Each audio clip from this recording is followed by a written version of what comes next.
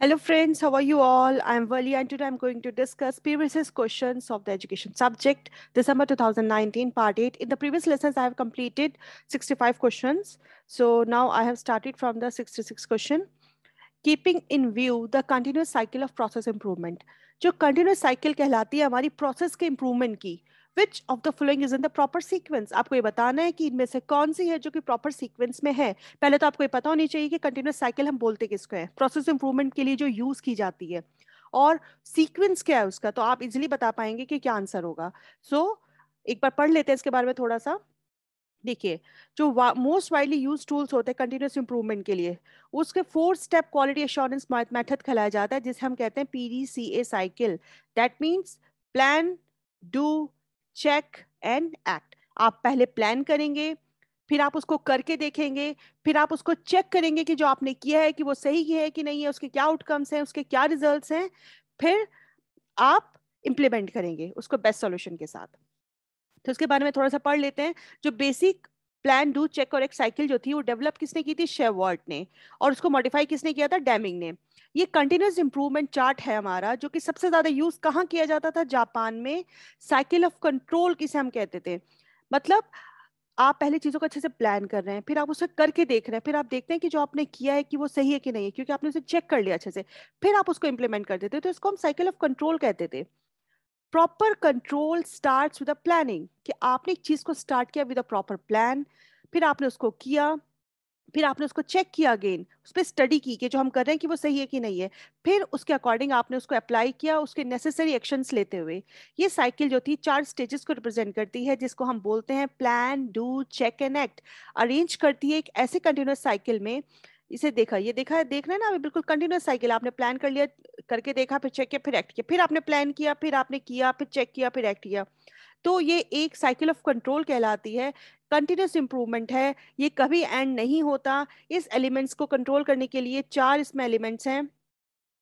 Plan को establish करना अपने गोल को अचीव करने के लिए, फिर आप उस प्लान को करके देखेंगे, फिर आप मेजर करेंगे कि क्या आपके रिजल्ट्स आए, आप उसको चेक करेंगे, फिर आप इम्प्लीमेंट करेंगे उसके नेसेसरी रिफॉर्म्स के बेसिस पे. जो रिजल्ट्स थे, वो जो प्लान था आपका, उसी के अकॉर्डिंग आप उसे इम्प्लीमेंट करेंगे. फिर आपको लगेगा कि उसमें किसी तरह की इंप्रूवमेंट की जरूरत है, फिर आप उसको इम्प्रूव करेंगे, फिर आप प्लान करेंगे, फिर आप चेक करके देखेंगे, फिर आप चेक करेंगे.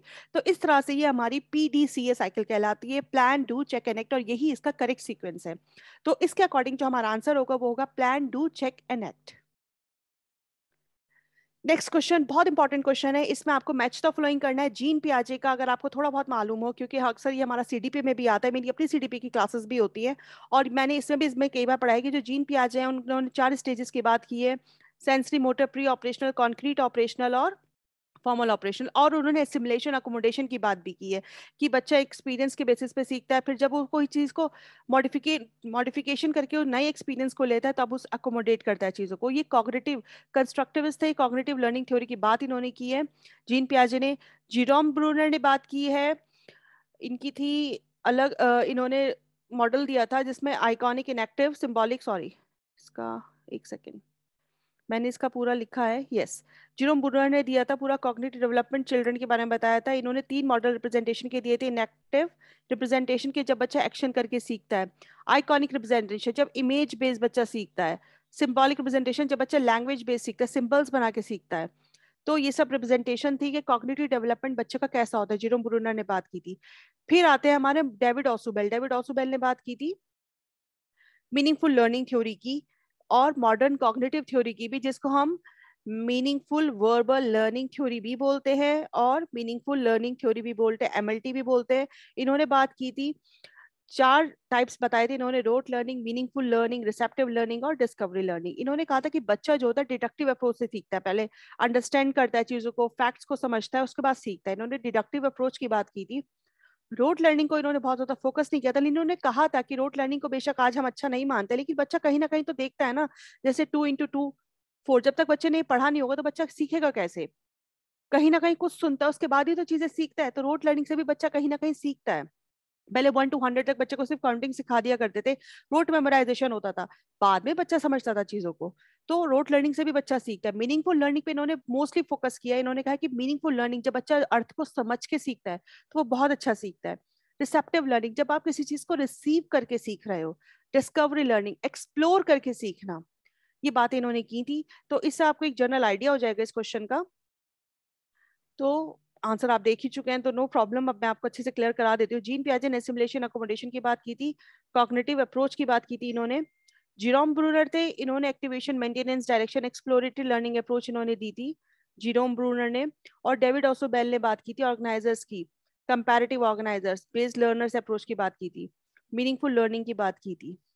फिर आते हैं हमारे ली विगोत्स्की। ली विगोत्स्की ने सोशल लर्निंग इंटरेक्शन की बात की थी कि बच्चा अपने फ्रेंड से सीखता है, अपनी फैमिली से सीखता है, सोसाइटी में इंटरेक्ट करके सीखता है।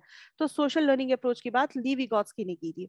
तो इस तरह से हमें, अगर हम इनके बारे में थोड़ा बहुत बेसिक नॉलेज होगी, तो हम इनकी थ्योरी के अकॉर्डिंग, इनकी नॉलेज जो इन्होंने बनाई थी, कंस्ट्रक्शन प्रोसीजर्स जो इन्होंने बनाए थे, उसको हम इजीली मैच आउट कर सकते हैं। नेक्स्ट क्वेश्चन है हमारा, क्या डिसएडवांटेजेस होते हैं बॉटम अप अप्रोच के बजटिंग में। पहले तो आपको ये पता होना चाहिए कि बजट क्या होता है। बजट जो हम अपने इंस्टीट्यूशन में बनाते हैं, फाइनेंस का बजट बनाते हैं कि हमें कितना खर्चा करना है, कितनी सैलरीज हमें प्रोवाइड करनी है। अगर आपका एक स्कूल है, एज ए एडमिनिस्ट्रेटर आप क्या बजट बनाएंगे कि आपके स्कूल में स्कूल फीसेस कितनी आएंगी, आप अपने टीचर्स को क्या सैलरीज दोगे, जो आप स्टाफ रखेंगे उसकी क्या सैलरीज होंगी। तो एक प्रॉपर बजट बनाया जाता है। तो हमें बताना है कि जो अगर हम बॉटम अप अप्रोच लेके चलते हैं तो उसके क्या डिसएडवांटेजेस हो सकते हैं। तो पहले तो आपको पता होना चाहिए बॉटम अप अप्रोच क्या होती है और क्या उसके डिसएडवांटेजेस होते हैं। तो थोड़ा सा पढ़ लेते हैं इसका, कि जो हमारी बॉटम अप अप्रोच होती है बजटिंग में, उसमें क्या होता है, जो अल्टीमेट जो एक बनाई जाती है पॉलिसी, मतलब अगर आप स्कूल लेवल पे लेते हो, किसी इंस्टीट्यूशन लेवल पे लेते हो, तो अगर आप बिल्कुल बॉटम पे लेके ऑपरेट करते हो लेवल को, ऑब्जेक्टिव्स जो बनाए जा रहे हैं वो बिल्कुल बॉटम लेवल पे बनाए जा रहे हैं, ओवरऑल कंपनी पे या ओवरऑल इंस्टीट्यूशन में, तो उसका जो एस्टिमेट हम लगाते हैं, yeah, and the product lines by the department before it is integrated into the master budget। अगर बॉटम अप अप्रोच से लेके चल रहे हैं आप लोग, मतलब जो नीचे लेवल के लोग हैं वो आपका बना रहे, एक तो होता है एडमिनिस्ट्रेशन आपका बनाता है पूरा बजट, लेकिन अगर बजट बनाता है क्लर्क वगैरह आपके बजट बना रहे हैं, तो उसके क्या डिसएडवांटेजेस आपको देखने को मिलेंगे। The major disadvantage of this approach is to reduce role play by the top management। जाहिर है अगर बॉटम अप अप्रोच आप लेके चल रहे हैं, आप टॉप अप अप्रोच लेके नहीं चल रहे हैं, तो उसमें क्या होगा, जो रोल प्ले होगा टॉप मैनेजमेंट का वो कम हो जाएगा। कंट्रोल जो होगा बजटिंग प्रोसेस पे वो कम हो जाएगा। जो डेवलप होगा बजटिंग प्रोजेक्ट हमारा, वो एक लोअर लेवल के मैनेजर्स बनाएंगे। मतलब अगर आप बॉटम अप अप्रोच लेके चल रहे हैं, तो जो लोअर लेवल के मैनेजर्स होंगे वो बजट को बना रहे हैं, जो टॉप मैनेजर्स मैनेजमेंट्स का जो रोल होगा वो कम हो जाएगा। दैट मीन्स कि अगर आप एक स्कूल से रिलेट करके देखते हैं, तो अगर पियोन और आपके जो क्लर्क वाला पार्ट आता है ऑफिस में, वो लोग अगर बजट बनाएंगे तो थोड़ा सा मुश्किल होगा, लेकिन अगर बजट स्कूल के मैनेजमेंट बना रहा है, कंप्लीट टॉप मैनेजमेंट बनाएगा, एडमिनिस्ट्रेशन बना इन्वॉल्व करके बनाएंगे, तो वो बजट एक डिफरेंट तरीके से बनाएंगे। तो कहीं ना कहीं इसका अगर आपको बॉटम अप अप्रोच लेके आप चलते हैं अपने किसी भी इंस्टीट्यूशन में, किसी भी ऑर्गेनाइजेशन में, तो वो कहीं ना कहीं टॉप मैनेजमेंट को एक तो रिड्यूस कर देगा, और दूसरा उसका वो लेवल नहीं होगा जो लेवल होना चाहिए। तो वो कहीं ना कहीं सिंक्रोनाइज नहीं होगा सारे ऑब्जेक्टिव्स को देखते हुए ऑर्गेनाइजेशन के अकॉर्डिंग। और जो अप्रोच होगी लेस पॉपुलर होती है बहुत ज्यादा ऑर्गेनाइजेशंस में। क्यों? क्योंकि इसमें जो अथॉरिटीज होती है उनका डिसेंट्रलाइजेशन हो जाता है, जिसकी वजह से प्रॉब्लम्स फेस करनी पड़ती है बजटिंग में। जो लो एक्सपीरियंस मैनेजर्स होते हैं वो सही डिसीजन हर बार नहीं ले सकते। कुछ ऑप्शंस ऐसे होते हैं जहां पे आप उनके डिसीजन को लिया जा सकता है, लेकिन सारे डिसीजंस वो लोग नहीं ले सकते, उनके पास एक्सपीरियंस इतना नहीं होता। क्योंकि जो बजटिंग प्रोसेस होता है वो बहुत स्लो हो जाएगा इस अप्रोच को यूज करने की वजह से, जिसकी वजह से कहीं ना कहीं आपके एम्प्लॉयज में क्या होगा, डिस्प्यूट्स भी हो सकता है। तो जो डिसएडवांटेज होता है बॉटम अप अप्रोच का बजटिंग में, वो ये होता है कि वो एक तो सिंक्रोनस नहीं होता, सबकी राय उसमें एक जैसे नहीं हो सकती अगर आप बॉटम अप अप्रोच लेके चलते हो। फिर आपका जो ओवरऑल ऑब्जेक्टिव होंगे ऑर्गेनाइजेशन के वो नहीं होंगे, और कहीं ना कहीं सब चीजें बहुत स्लो डाउन होंगी। तो जो एक नेगेटिव पार्ट है वो यही है इसका, कि वो सिंक्रोनस नहीं होगा overall objectives of the organisation में, और वो स्लो होगा। तो ए और डी जो होगा इसमें इसका आपका आंसर हो जाएगा। Next question, there have been conscious efforts. आपको बताना है असर्शन रीजन आर के आंसर है कि आपका असर्शन और रीजन जो है वो सही है, और अगर वो सही है तो उनकी वो करेक्ट एक्सप्लेनेशन है कि नहीं, ये हमें बताना है। अगर आप कॉन्शियस एफर्ट्स लगाते हैं to bring together all teacher education programs at various stages, कि जितने भी प्रोग्राम्स है teacher education programs various stages में आप उनको साथ लाएं, लीड करते हुए एक स्टेज स्पेसिफिक, एक program specific different forms of knowledge base के बेसिस पे। नेक्स्ट है हमारा रीजन, एनसीटीई जो हमारा national council of teacher education है वो एक्वायर्ड करके एक स्टैट्यूटरी स्टेटस जो कि ब्रॉड है एक discussion document on teacher education के ऊपर।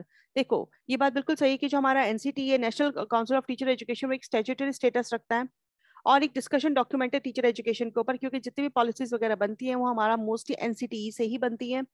फिर आता है हमारा कि अगर हम एक कॉन्शियस एफर्ट्स करके इन सब टीचर एजुकेशन प्रोग्राम्स को वेरियस स्टेजेस में लीड करते हैं, स्टेज स्पेसिफिक होना चाहिए कि टीचर एजुकेशन में जो आपको ट्रेनिंग प्रोवाइड करनी है स्टूडेंट टीचर्स को, वो इस तरह से होनी चाहिए। सब चीज़ें बिल्कुल स्टेज स्पेसिफिक हैं, सब चीज़ें बिल्कुल प्रॉपर स्टेजेस में की जा रही हैं, तो ये सब चीज़ अपनी जगह बिल्कुल ठीक है। लेकिन क्या असर्शन एक एक्सप्लेनेशन है?